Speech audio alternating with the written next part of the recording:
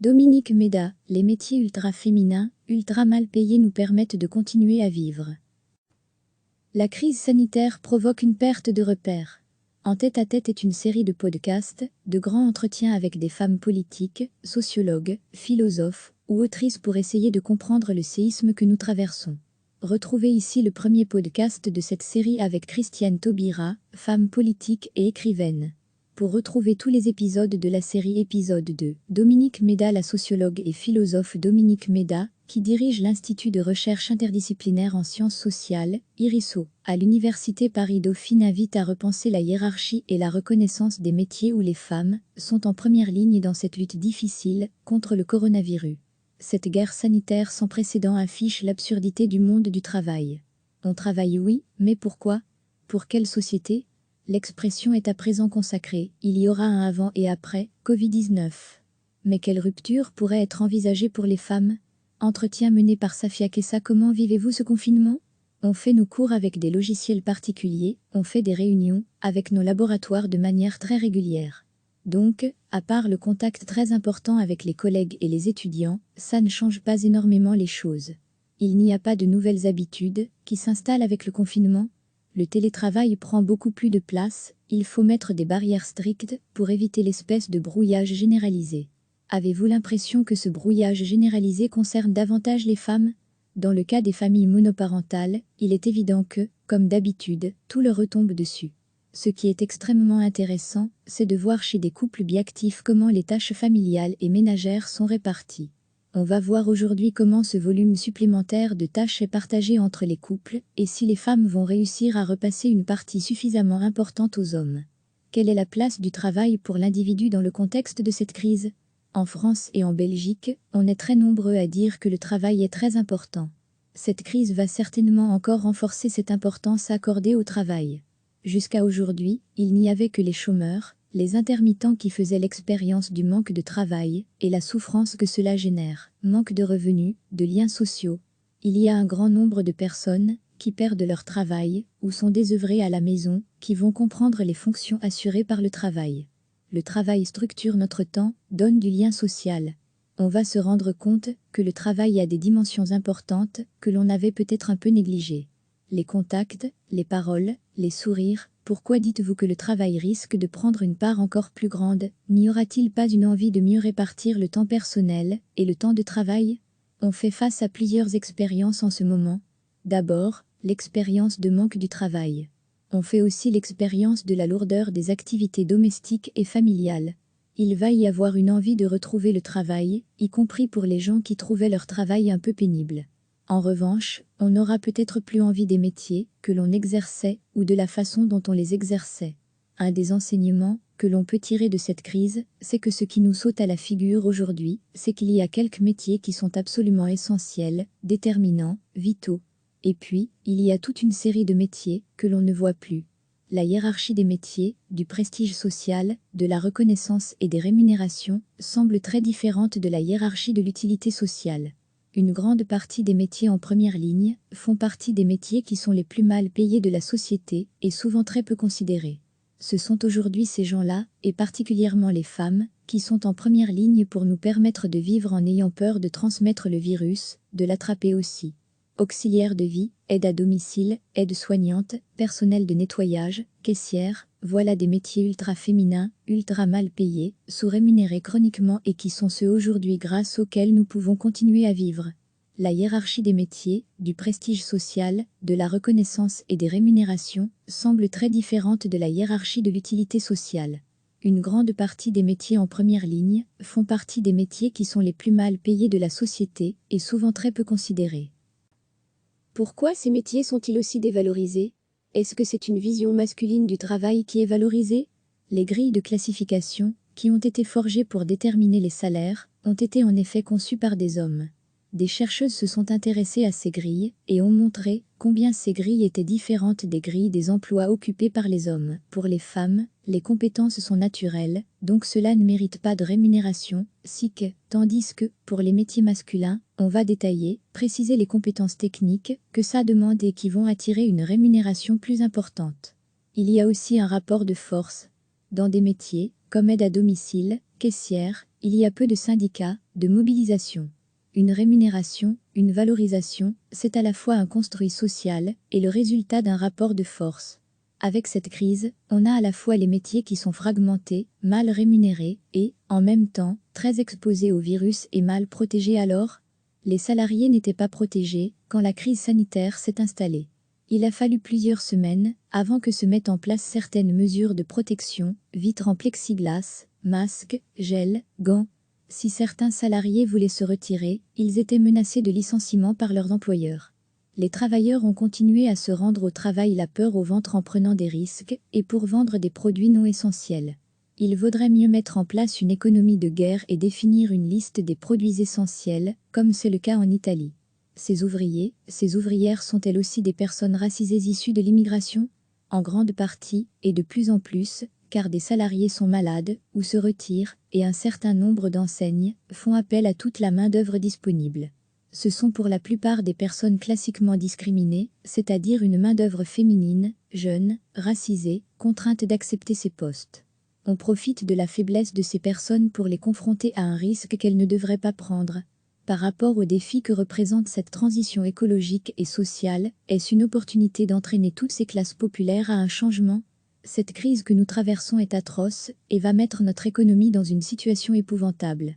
Dans la crise écologique, ce que nous risquons avec les cyclones et les tempêtes, les sécheresses, les pénuries, c'est que nos fondements et nos capacités de production soient attaqués.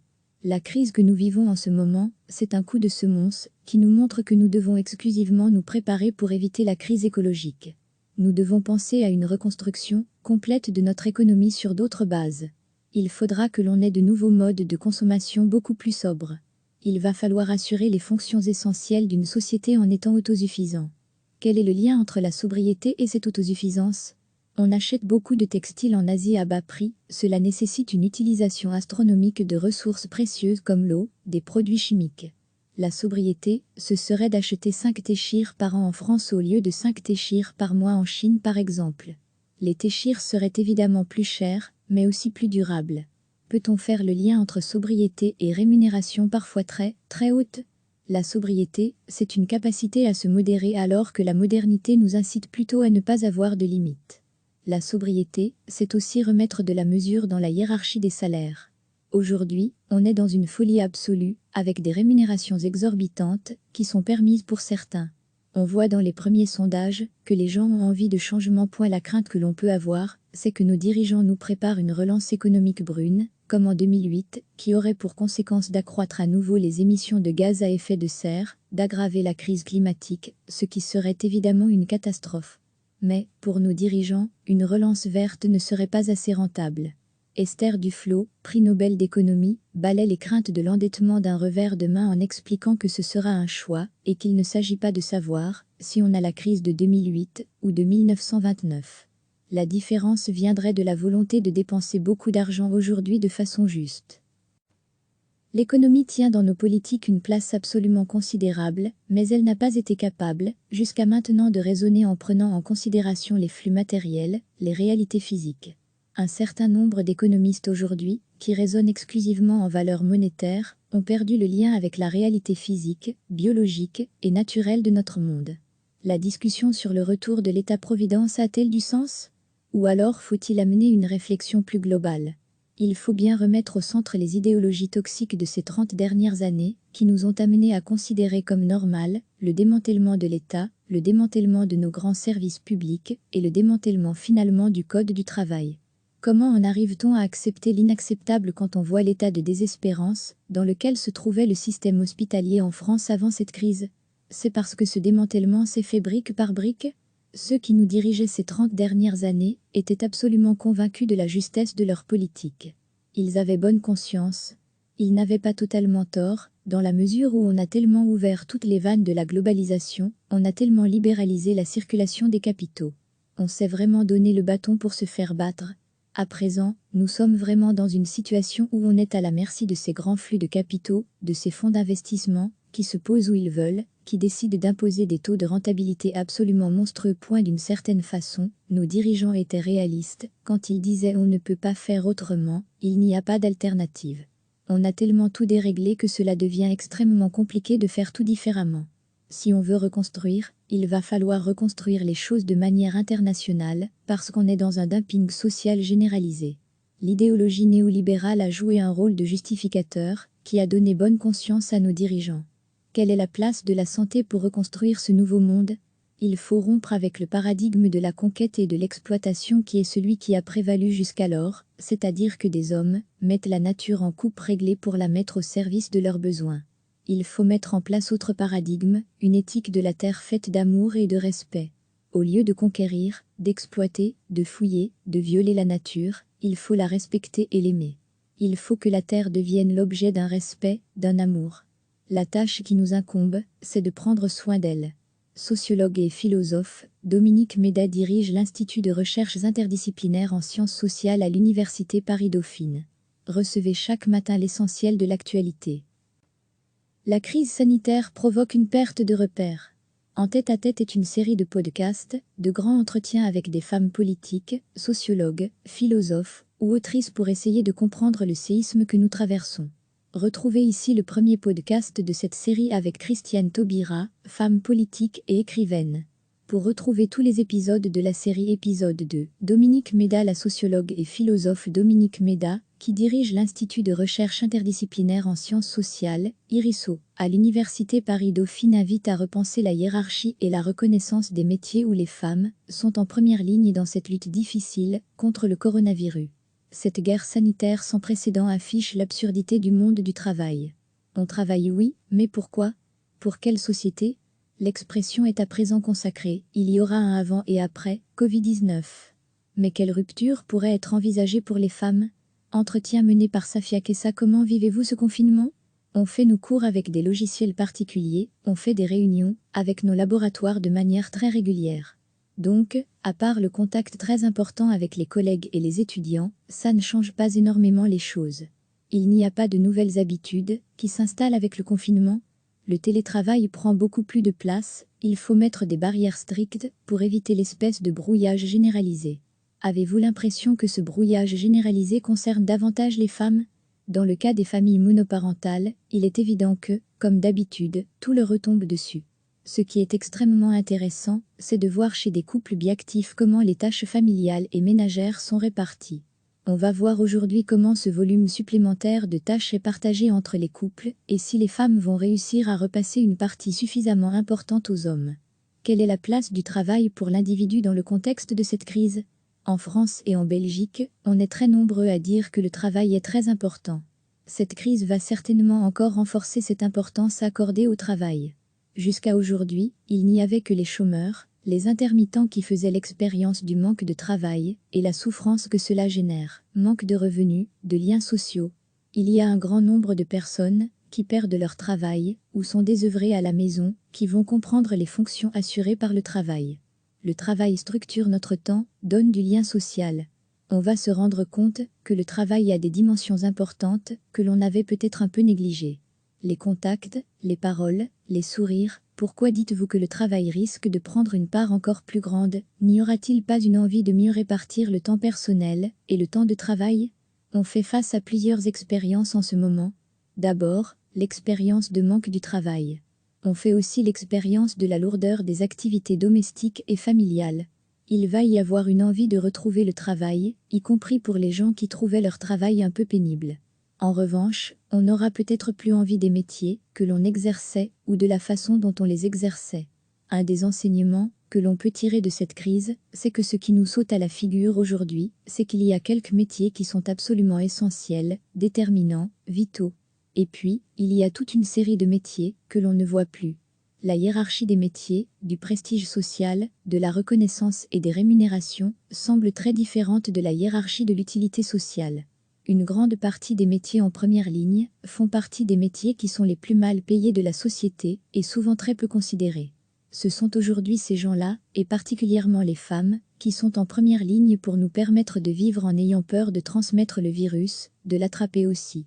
Auxiliaire de vie, aide à domicile, aide-soignante, personnel de nettoyage, caissière, voilà des métiers ultra féminins, ultra mal payés, sous-rémunérés chroniquement et qui sont ceux aujourd'hui grâce auxquels nous pouvons continuer à vivre. La hiérarchie des métiers, du prestige social, de la reconnaissance et des rémunérations semble très différente de la hiérarchie de l'utilité sociale. Une grande partie des métiers en première ligne font partie des métiers qui sont les plus mal payés de la société et souvent très peu considérés. Pourquoi ces métiers sont-ils aussi dévalorisés? Est-ce que c'est une vision masculine du travail qui est valorisée? Les grilles de classification, qui ont été forgées pour déterminer les salaires, ont été en effet conçues par des hommes. Des chercheuses se sont intéressées à ces grilles et ont montré combien ces grilles étaient différentes des grilles des emplois occupés par les hommes. Pour les femmes, les compétences sont naturelles, donc cela ne mérite pas de rémunération, tandis que, pour les métiers masculins, on va détailler, préciser les compétences techniques que ça demande et qui vont attirer une rémunération plus importante. Il y a aussi un rapport de force. Dans des métiers, comme aide à domicile, caissière, il y a peu de syndicats, de mobilisation. Une rémunération, une valorisation, c'est à la fois un construit social et le résultat d'un rapport de force. Avec cette crise, on a à la fois les métiers qui sont fragmentés, mal rémunérés et, en même temps, très exposés au virus et mal protégés. Alors, les salariés n'étaient pas protégés quand la crise sanitaire s'est installée. Il a fallu plusieurs semaines avant que se mettent en place certaines mesures de protection, vitres en plexiglas, masques, gel, gants. Si certains salariés voulaient se retirer, ils étaient menacés de licenciement par leurs employeurs. Les travailleurs ont continué à se rendre au travail la peur au ventre en prenant des risques et pour vendre des produits non essentiels. Il vaudrait mieux mettre en place une économie de guerre et définir une liste des produits essentiels, comme c'est le cas en Italie. Ces ouvriers, ces ouvrières sont-elles aussi des personnes racisées issues de l'immigration? En grande partie, et de plus en plus, car des salariés sont malades ou se retirent, et un certain nombre d'enseignes font appel à toute la main-d'œuvre disponible. Ce sont pour la plupart des personnes classiquement discriminées, c'est-à-dire une main-d'œuvre féminine, jeune, racisée, contrainte d'accepter ces postes. On profite de la faiblesse de ces personnes pour les confronter à un risque qu'elles ne devraient pas prendre. Par rapport aux défis que représente cette transition écologique et sociale, est-ce une opportunité d'entraîner toutes ces classes populaires à un changement? Cette crise que nous traversons est atroce et va mettre notre économie dans une situation épouvantable. Dans la crise écologique, ce que nous risquons avec les cyclones et les tempêtes, les sécheresses, les pénuries, c'est que nos fondements et nos capacités de production soient attaqués. La crise que nous vivons en ce moment, c'est un coup de semonce qui nous montre que nous devons exclusivement nous préparer pour éviter la crise écologique. Nous devons penser à une reconstruction complète de notre économie sur d'autres bases. Il faudra que l'on ait de nouveaux modes de consommation beaucoup plus sobres. Il va falloir assurer les fonctions essentielles d'une société en étant autosuffisant. Quel est le lien entre la sobriété et cette autosuffisance? On achète beaucoup de textiles en Asie à bas prix, cela nécessite une utilisation astronomique de ressources précieuses comme l'eau, des produits chimiques. La sobriété, ce serait d'acheter 5 téchires par an en France au lieu de 5 téchires par mois en Chine par exemple. Les téchires seraient évidemment plus chers, mais aussi plus durables. Peut-on faire le lien entre sobriété et rémunération parfois très, très haute? La sobriété, c'est une capacité à se modérer alors que la modernité nous incite plutôt à ne pas avoir de limites. La sobriété, c'est aussi remettre de la mesure dans la hiérarchie des salaires. Aujourd'hui, on est dans une folie absolue, avec des rémunérations exorbitantes, qui sont permises pour certains. On voit dans les premiers sondages que les gens ont envie de changement. La crainte que l'on peut avoir, c'est que nos dirigeants nous préparent une relance économique brune, comme en 2008, qui aurait pour conséquence d'accroître à nouveau les émissions de gaz à effet de serre, d'aggraver la crise climatique, ce qui serait évidemment une catastrophe. Mais, pour nos dirigeants, une relance verte ne serait pas assez rentable. Esther Duflo, prix Nobel d'économie, balaie les craintes de l'endettement d'un revers de main en expliquant que ce sera un choix et qu'il ne s'agit pas de savoir si on a la crise de 2008 ou de 1929. La différence viendrait de la volonté de dépenser beaucoup d'argent aujourd'hui de façon juste. L'économie tient dans nos politiques une place absolument considérable, mais elle n'a pas été capable, jusqu'à maintenant, de raisonner en prenant en considération les flux matériels, les réalités physiques. Un certain nombre d'économistes aujourd'hui, qui raisonnent exclusivement en valeurs monétaires, ont perdu le lien avec la réalité physique, biologique et naturelle de notre monde. La discussion sur le retour de l'État-providence a-t-elle du sens? Ou alors faut-il amener une réflexion plus globale? Il faut bien remettre au centre les idéologies toxiques de ces 30 dernières années, qui nous ont amenés à considérer comme normal le démantèlement de l'État, le démantèlement de nos grands services publics et le démantèlement finalement du Code du travail. Comment en arrive-t-on à accepter l'inacceptable quand on voit l'état de désespérance dans lequel se trouvait le système hospitalier en France avant cette crise? C'est parce que ce démantèlement s'est fait brique par brique? Ceux qui nous dirigeaient ces 30 dernières années étaient absolument convaincus de la justesse de leur politique. Ils avaient bonne conscience. Ils n'avaient pas totalement tort, dans la mesure où on a tellement ouvert toutes les vannes de la globalisation, on a tellement libéralisé la circulation des capitaux. On s'est vraiment donné le bâton pour se faire battre. À présent, nous sommes vraiment dans une situation où on est à la merci de ces grands flux de capitaux, de ces fonds d'investissement, qui se posent où ils veulent, qui décident d'imposer des taux de rentabilité absolument monstrueux. D'une certaine façon, nos dirigeants étaient réalistes, quand ils disaient on ne peut pas faire autrement, il n'y a pas d'alternative. On a tellement tout déréglé que cela devient extrêmement compliqué de faire tout différemment. Si on veut reconstruire, il va falloir reconstruire les choses de manière internationale, parce qu'on est dans un dumping social généralisé. L'idéologie néolibérale a joué un rôle de justificateur, qui a donné bonne conscience à nos dirigeants. Quelle est la place de la santé pour reconstruire ce nouveau monde? Il faut rompre avec le paradigme de la conquête et de l'exploitation qui est celui qui a prévalu jusqu'alors, c'est-à-dire que des hommes mettent la nature en coupe réglée pour la mettre au service de leurs besoins. Il faut mettre en place autre paradigme, une éthique de la terre faite d'amour et de respect. Au lieu de conquérir, d'exploiter, de fouiller, de violer la nature, il faut la respecter et l'aimer.